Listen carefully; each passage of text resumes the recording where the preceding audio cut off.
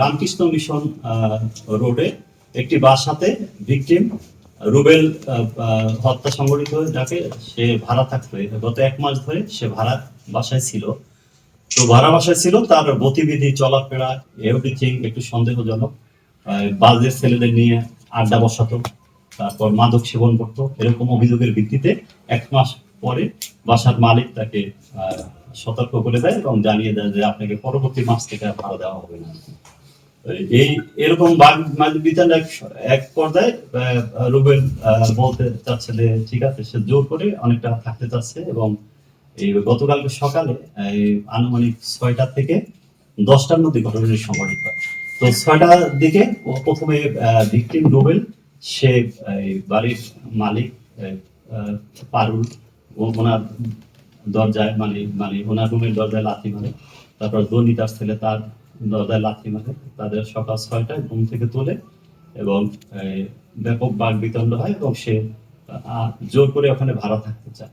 তো এরকম পর্যায়ে একটা অপর্যায়ে মানে পারুলকে শ্লীলতাহানি করে, ভিকটিম শ্লীলতাহানি করে, তাকে মারধর করে। তারপর মানে মানে তার বস্ত্র পরিধান তাকে আঘাত করে। এরকম শ্লীলতাহানির এক পর্যায়ে তার ছেলে জনি, রকি, তারপর তার ছেলে ইমরাজ, রহমত, এরা পরিকল্পনা করে ভিকটিম রুবেলকে মানে হত্যা করে এবং একটি চাইনিজ কুড়াল দিয়ে আঘাতটা করে গলার এক পাশে আঘাত করে এবং উপর্যুপরি আঘাতের এক পর্যায়ে সে মৃত্যু নিশ্চিত করে। এরা মানে পালিয়ে যায় বাসা থেকে। তো আমরা গোপন সংবাদের ভিত্তিতে শহরে বিভিন্ন জায়গায় অভিযান চালিয়ে তাদের গ্রেপ্তার করতে সক্ষম হয় এবং প্রাথমিকভাবে তারা বলেছে যে আমার মায়ের সাথে খুব খারাপ আচরণ করছে এবং শ্লীলতাহানি করছে।